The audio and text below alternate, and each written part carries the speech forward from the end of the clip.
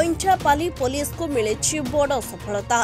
ଅଇଁଠାପାଲି थाना अंतर्गत 2 गोटी स्थान में घरे केही नथिबार सुजोग नहीं होइतिबा चोरी घटनार पर्दाफाश करिछि संबलपुर अइंठापाली पुलिस। ଏହି ଘଟଣାରେ ମୋଟ 9 ଜଣ ଅଭିଯୁକ୍ତଙ୍କୁ ଗିରଫ କରାଯାଇଥିବା ବେଳେ ଅଭିଯୁକ୍ତମାନଙ୍କ ଠାରୁ ଚୋରି ହୋଇଥିବା ସୁନା, ରୂପା, ଗହଣା, ଲ୍ୟାପଟପ୍, ଏଲଇଡି ଟିଭି, ଫ୍ରିଜ୍ ସमेत ବହୁ ଅନ୍ୟାନ୍ୟ ଚୋରି ସାମଗ୍ରୀକୁ पुलिस पक्षରୁ उद्धार କରାଯାଇଛି। ତେବେ ଏହି ଘଟଣା ନେଇ ଅତିରିକ୍ତ ଏସପି ପ୍ରକାଶ ଜେମ୍ସ टेपो ଅଇଁଠାପାଲି थानाରେ गणमाध्यमକୁ एक सांबादिक सम्मेलन रे अधिक सूचना प्रदान କରିଛନ୍ତି। ଅଇଁଠାପାଲି थानाରେ विगत 2 मासरे डिसेंबर मासरे गोटे और जनवरी मासरे डिसेंबर मासरे case number 437/24 burglary case registration होता आ जनवरी मासरे 19/2025 आ केस नंबर 437 तदंत समय रे एसपी साहेब निर्देश क्रमे एसटीपीओ सदर आईसी टाउन नेतृत्व में अइंठापाली स्टाफ विश्वस्त सूत्र खबर पाई आक्यूज मान को धरिले एवं तांकोठू जो चोरी होइथिबा 2टा केस रो सुना, अलंकार, फ्रिज, टीवी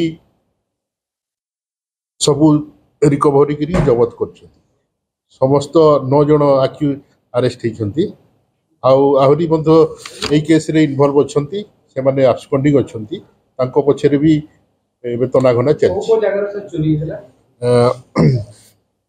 गोटे फाटक पाखरु आ गोटे इनकम टैक्स कॉलोनी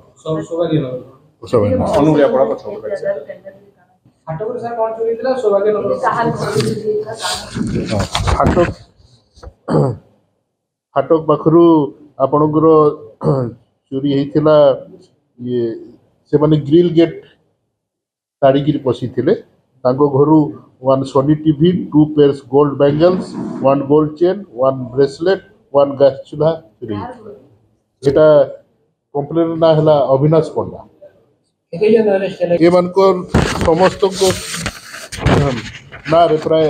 जनकर ना रे 18टा केस अच्छी सर्वाधिक आउ जनकर ना रे 11 आउ जनकर ना रे 7 एमती करिकी समस्त को ना रे केस मोर देन 5 केसेस समस्त को आउ सेकेंड केसटा हिथिला आपणकर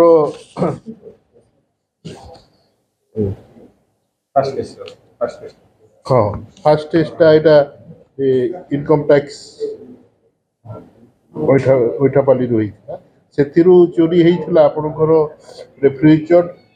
LED TV, tablet mobile, Lenovo laptop, gold necklace, gold bangles, gold earrings ये सब चोरी हाँ घरे नहीं थे मैंने बाहर के फारिन पात्रा।